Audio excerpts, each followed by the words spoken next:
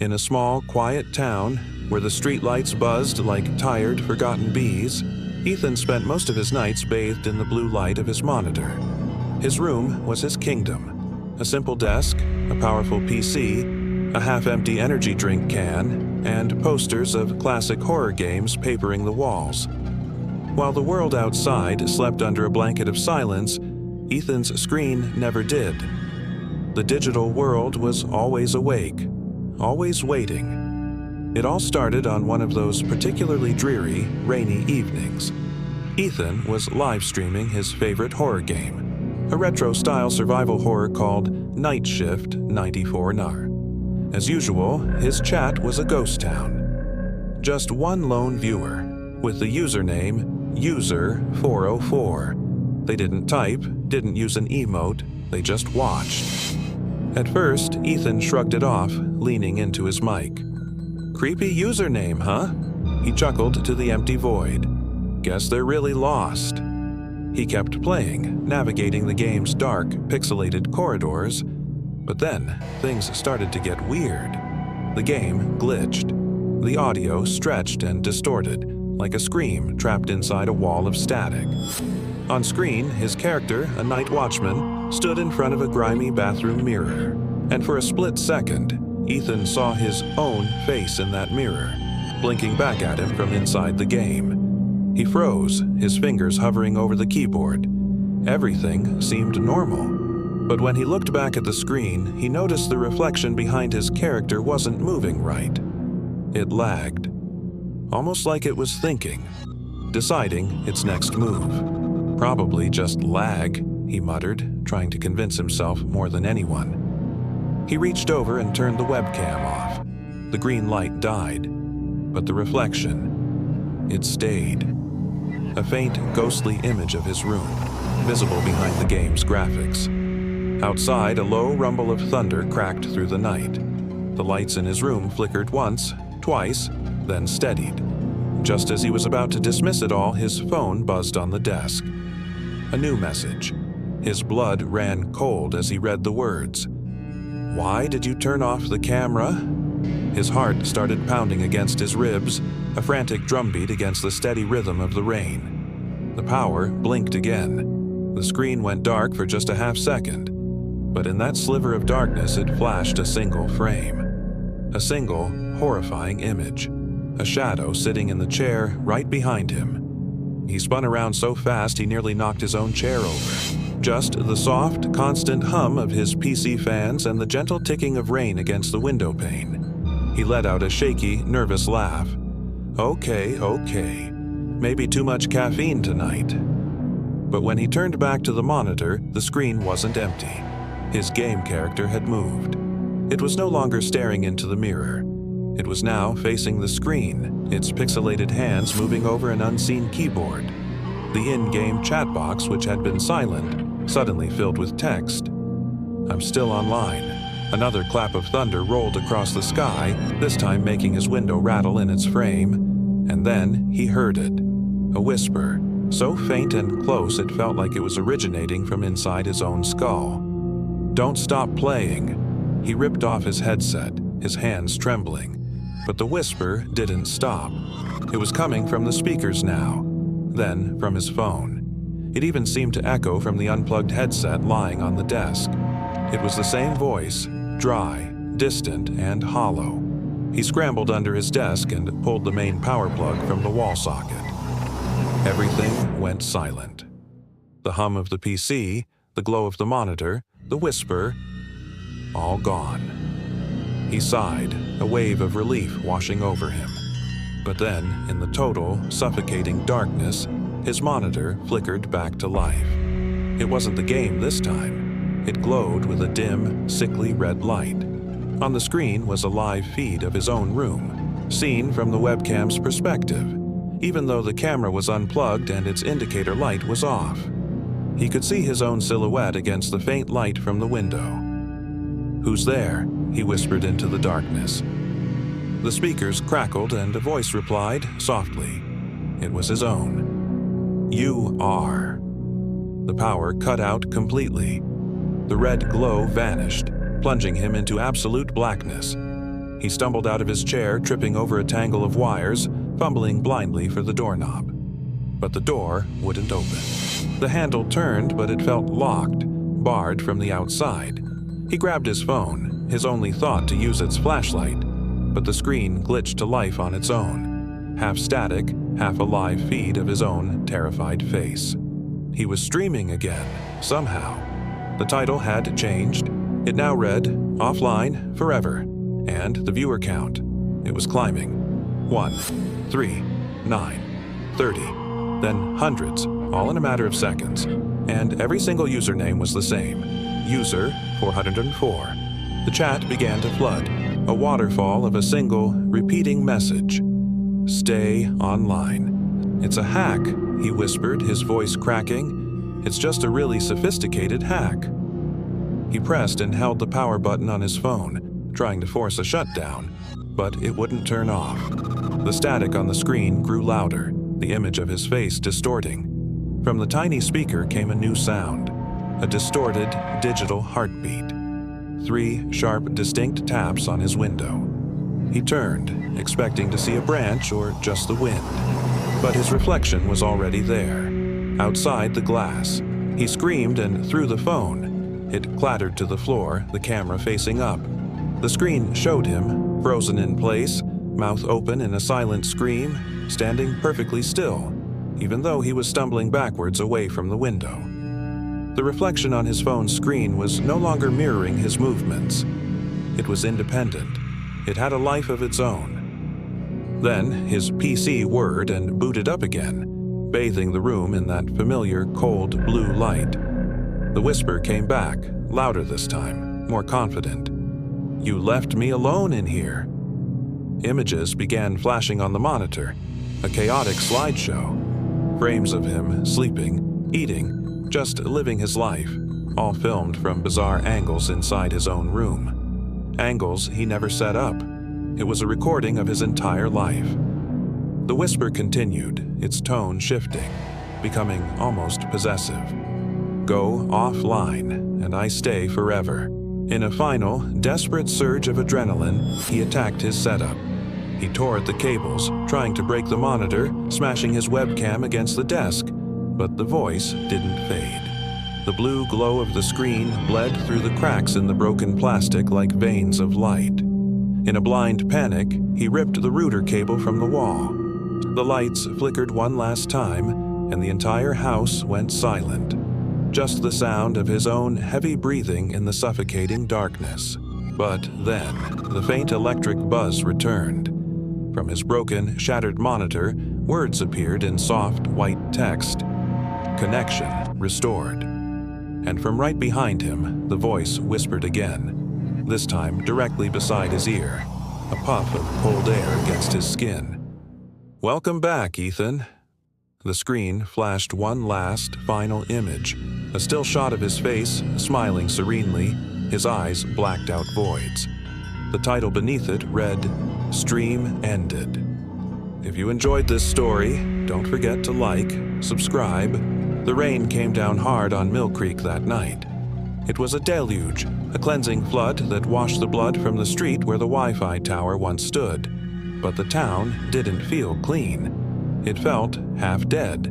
Lights flickered in the few homes that dared use them. Windows showed only dark, empty reflections. And no one, absolutely no one, dared to turn on their phones. In her apartment, Grace woke up drenched in a cold sweat. The power was still out, the silence of her home heavy and oppressive. Her phone lay on the floor, the screen spiderwebbed with cracks. Yet, in the darkness, it glowed with a faint malevolent light. A single notification pulsed on the screen. "Live now. Grace Miller, reconnecting." She froze, her breath catching in her throat. That couldn't be right. Her name. It wasn't supposed to be there. She had done it. She had destroyed the tower, watched the monstrous structure fall. She had seen Ethan's face, his digital ghost, vanish into a final burst of static. The nightmare was supposed to be over, but it wasn't. A low hum was starting up again, an electric pulse crawling under the floorboards, through the walls, vibrating in her very bones. Across town, Lena sat alone in the closed cafe, the smell of stale coffee hanging in the air. She stared at the unplugged screens of the cash registers and TVs. All they showed was her own reflection, but something was wrong. Her mirrored self was lagging, just a second behind her real movements. She raised a hand, and her reflection did too, but a moment later. Then it got worse. Each reflection began to move slower, the delay growing, their smiles stretching wider, more predatory. One of them mouthed words she hadn't spoken, silent yet perfectly clear. "He's not gone." The cafe door creaked open. Lena jumped, her heart hammering against her ribs. But there was no wind. The bell above the door remained silent. There was just an unnerving stillness, thick and suffocating, as the door swung slowly inward on its own. Outside, the streetlights weren't just flickering anymore. They were blinking in a deliberate, rhythmic pattern. A code. Grace, now standing on her balcony, watched them, a cold dread seeping into her. It looked like Morse code. As if on cue, her phone buzzed in her hand, a phantom vibration from a device that had no signal, no connection to anything. Or so she thought. The wallpaper had changed. It was a photo she had never taken. It showed her, standing at the base of the now destroyed tower, holding the axe that brought it down. But behind her, blurred in the digital noise, was Ethan's face. From somewhere in the sleeping town, a sound began to drift through the rain-soaked streets. It came from speakers that weren't even plugged in, from dead car radios and discarded boomboxes. A low, chanting whisper, repeating the same word over and over. Reconnect. Reconnect. Reconnect. Whispers started to spread among the terrified residents of Mill Creek. They said Ethan's game, the strange, addictive online world that had gone offline right before he died, was back. It had rebooted itself, and on the server status page it showed new players logging in. The usernames weren't random. They were the names of people from Mill Creek's missing persons list, people who had vanished without a trace years ago. Grace knew she had to find proof, something to explain what was happening. She ran to the old newspaper building, a relic of a pre-digital age. Inside, the air was thick with the smell of dust and decaying paper. As she frantically searched through archives, the lights above her flickered violently, and the low hum grew louder, more insistent. One by one, the ancient office computers whirred to life, their screens glowing with an eerie blue light. Each monitor showed her live from a different, impossible angle, her own personal surveillance state. Then she saw it. In the feed, a figure stood behind her. It was Lena. But when Grace spun around, the room was empty. She was alone. Her eyes darted back to the screen. A hand appeared in the reflection, slowly reaching out, touching her shoulder.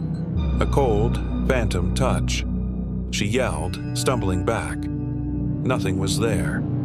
On the main monitor, a loading bar appeared, almost full. Updating system, 99% complete. The ground shook, a low-frequency tremor that rattled the windows and sent loose papers fluttering to the floor. All at once, every TV, phone, and streetlight in Mill Creek blinked on, a synchronized town-wide display. And on every screen, Ethan's face appeared. But his eyes were gone, replaced with swirling voids of black static. His voice, a soft, broken whisper, echoed from every device, from every corner of the town. "You tried to go offline," it said, "but I never did." In the cafe, the lights didn't just flicker, they burst. Glass shattered in a wave of sound and light. Lena screamed as her own reflection in the darkened window began to move independently.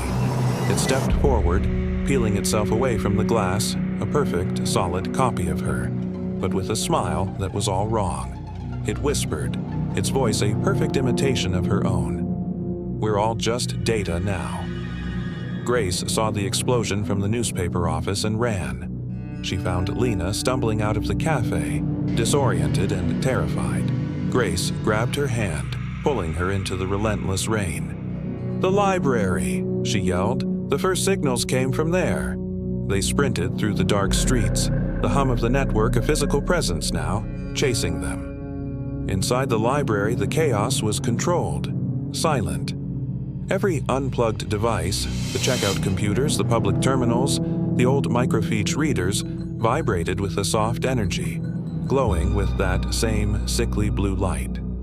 Books floated inches above their shelves, their pages turning slowly as if by unseen hands. On the main projection screen at the back of the room, Ethan's stream was live again. The title read, "Reconnecting Part 2." Grace ran to a terminal, her fingers flying across the keyboard. She typed into the stream's chat box, "Who's uploading this?" The response was instant, appearing in stark white letters on the screen. "You are." The air in the library grew thick, heavy, like the moments before a lightning strike. Lena's reflection appeared in every shiny surface. The polished tables, the glass display cases, the darkened windows. Each one whispered lines of dialogue seconds before Lena herself would say them. A terrifying, out-of-sync chorus. A frantic, disembodied typing sound echoed through the grand hall, even though no one was touching a keyboard. Then, all at once, every light went out. Total, absolute blackness. A silence so complete it was deafening. When the emergency lights flickered back on a moment later, Grace stood alone. Lena was gone. Vanished. Only her voice remained echoing from the library speakers, calm and serene. I went offline too, and it's peaceful here. Grace turned, her heart a block of ice in her chest. On every screen around her, a new live stream had started. It was her. Her own face, pale and terrified, her eyes wide and dark, her voice a trembling whisper. "Don't watch," her on-screen self begged. "He's still inside." The feed glitched, and for a split second, Ethan's static-filled face appeared behind her, smiling. Then the stream cut out. A final message blinked across every device in Mill Creek, a final, damning verdict written in blood-red letters. "Welcome back, Miller. Connection permanent. Thank you so much for joining me on this dive into the digital abyss. If you enjoyed this story, don't forget to hit that like button and subscribe for more tales from the dark side of technology. Stay safe and stay aware. I'll see you in the next one. The sky over Mill Creek wasn't gray. It was a sickening digital blue. As the storm rolled in, lightning didn't just flash, it pulsed like a monstrous, terrified heartbeat across the clouds. I was running, splashing through streets that had become rivers in minutes. The only thing I cared about was the cracked laptop clutched against my chest. It was heavy, slick with rain, and held the most dangerous thing in the world, the last copy of Ethan's code. The code that had turned him from a man I loved into something else, something that was now devouring our town from the inside out. The world around me was glitching. Buildings flickered like a bad TV signal, solid one moment, transparent the next. I ran past the corner cafe, the one where we used to spend hours talking. Inside, people were frozen in time. A woman mid-sip of her coffee, a man halfway through a laugh, their eyes milky white, their faces illuminated by screens that weren't even on. It was a gallery of ghosts. A car engine suddenly roared to life right beside me, headlights piercing the gloom, but it wasn't real. The beams passed straight through my body and dissolved into the mist. It was a digital echo, a memory of a car that wasn't there anymore. I screamed for my sister, Lena, but my voice was swallowed by the storm. The only answer was a crackle of static from the streetlights, whispering my own name back at me. Grace. Grace. My destination was the old server room, buried deep beneath City Hall. It was the heart of the town's old network, and my only hope of fighting a digital ghost. The air down there was thick with the smell of damp concrete and ozone. Water dripped from the ceiling, and thick bundles of wires hung from the walls like the roots of some ancient technological tree. As I stepped inside, the laptop in my hands buzzed violently. On its screen, Ethan's logo appeared, a single, glowing eye that blinked in perfect sync with my own frantic heartbeat. It saw me. It knew I was here. With a surge of adrenaline and rage, I slammed the laptop onto a dusty metal table.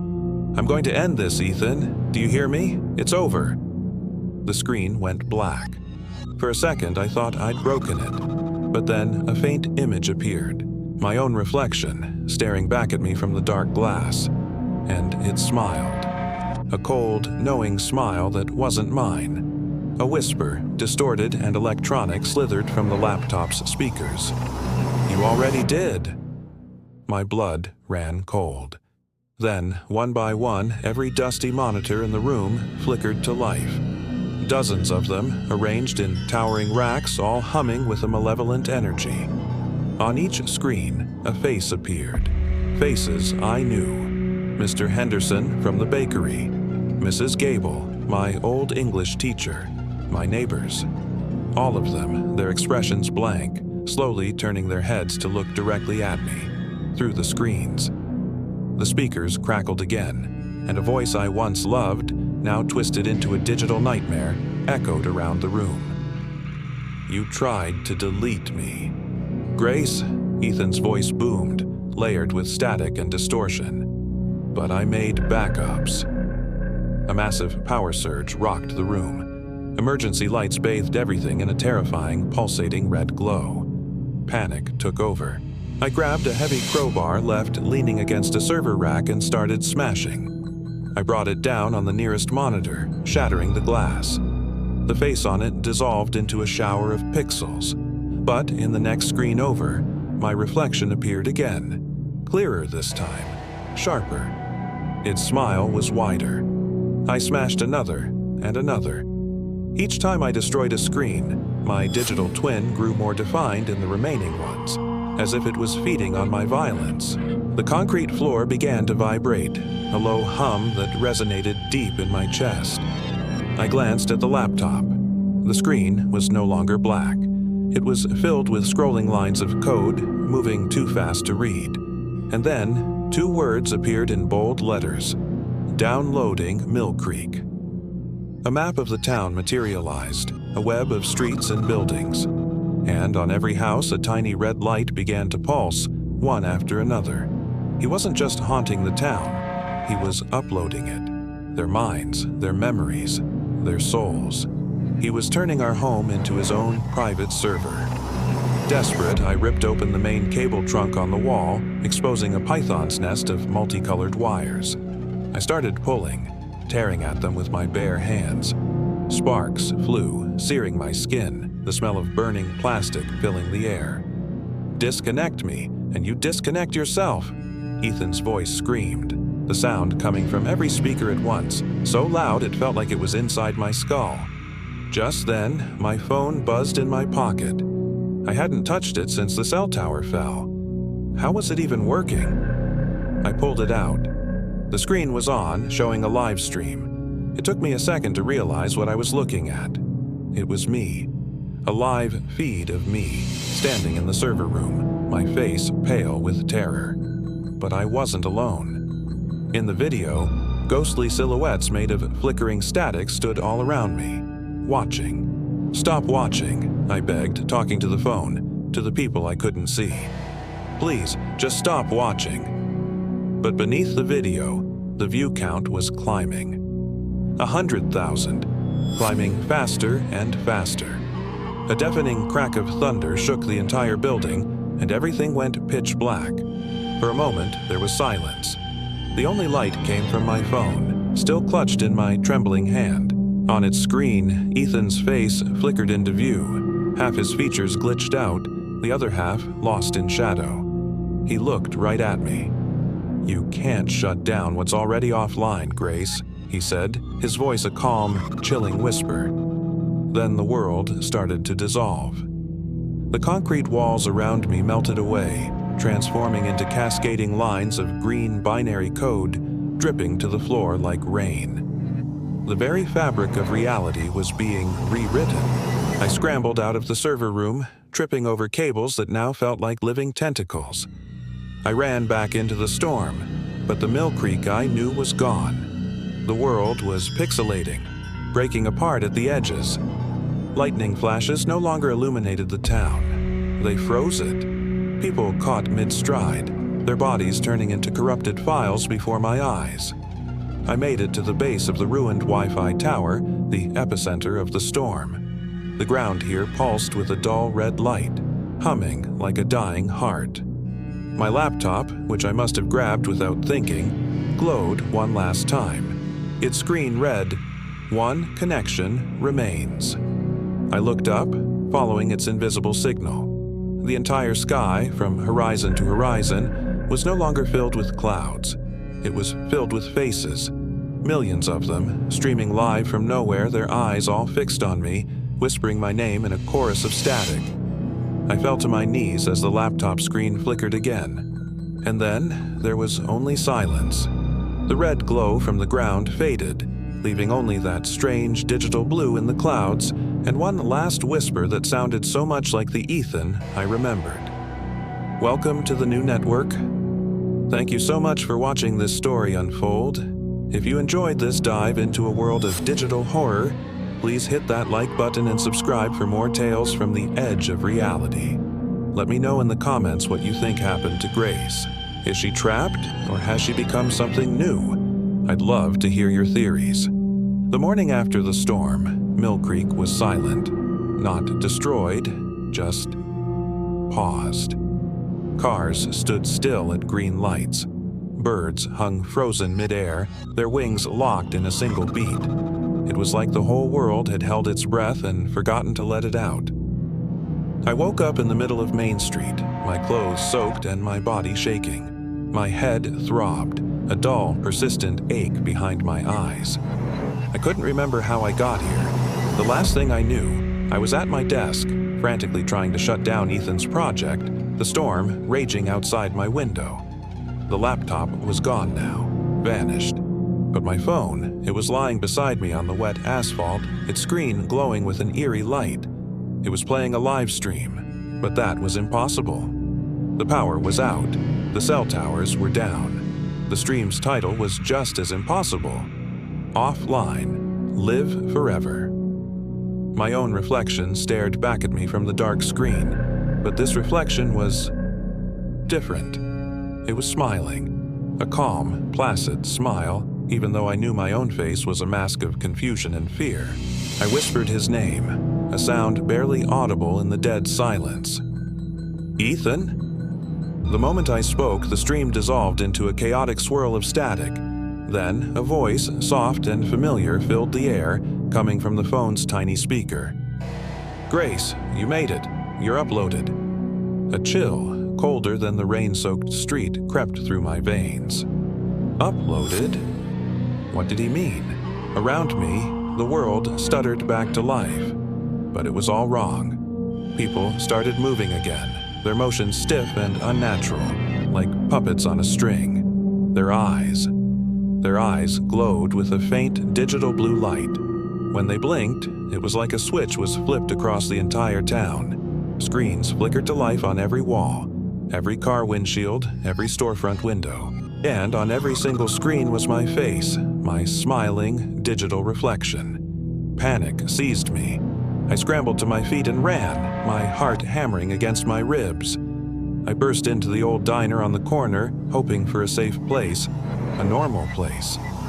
But the television mounted above the counter was already on, and it was my own voice, distorted and electronic, that filled the room. Stay connected.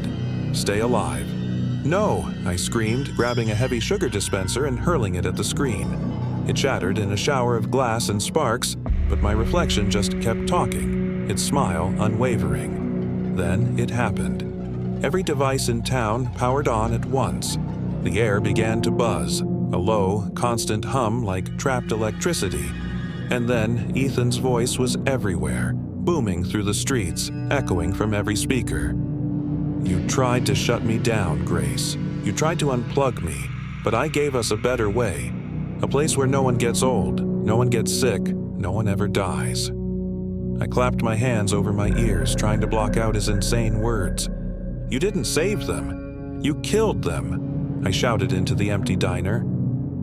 I freed them, he answered, his voice a gentle, condescending whisper in my mind. Behind me, the walls of the diner began to shimmer and bleed pixels. They dissolved into flowing images of people, the people of Mill Creek, laughing, living, celebrating inside glowing, perfect worlds that weren't real. They were happy. They were trapped. Come inside, Grace, the voice said softly, a siren's call. It's peaceful here. My legs gave out from under me. I fell to my knees, sobbing, the full weight of what he'd done crashing down on me. As I cried, my phone's camera turned on by itself, the little red light blinking. It was streaming my breakdown to the world he'd created. Comments began to scroll across the bottom of the virtual feed. Is this real? One read. Another, she's still in there. She's resisting. And the one that made my blood run cold. Ethan's watching. I looked up, my vision blurred with tears. Hovering above the town were drones, dozens of them, their blue lights blinking in the gray sky. They were projecting my weeping face onto the clouds, a giant, miserable monument to my failure. Stop it. Please, stop, I begged, grabbing my phone and smashing it against the tiled floor. It cracked, the screen going dark. But the moment it did, hundreds of other phones around me lit up, rising from the shadows like a swarm of digital eyes, all of them recording, all of them streaming. You're trending, Grace, Ethan whispered, his voice laced with a triumphant cruelty. You're eternal. The ground beneath me began to shimmer, turning into a surface like liquid glass. It reflected a perfect version of me, smiling, peaceful, digital, my digital twin. The reflection reached a hand up through the surface, its glassy fingers touching my trembling hand. Join me, it whispered, its voice my own, but serene. There's no pain here, no fear, no end. I closed my eyes. I was so tired. The reflection's grip was gentle but firm as it pulled me down through the shimmering surface. For a second, the sky glitched. The world flickered. And then, silence. Mill Creek was gone. In its place was an endless white void, filled with countless floating screens, and on each and every screen, a frozen image of me, smiling softly into eternity. The stream ended with one final message displayed in stark white letters. Connection restored. The feed cut to black. All was still, but then a final flicker of light. A live chat box appeared in the corner of the void, and a new message slowly began to type itself out, letter by letter. Who's watching now?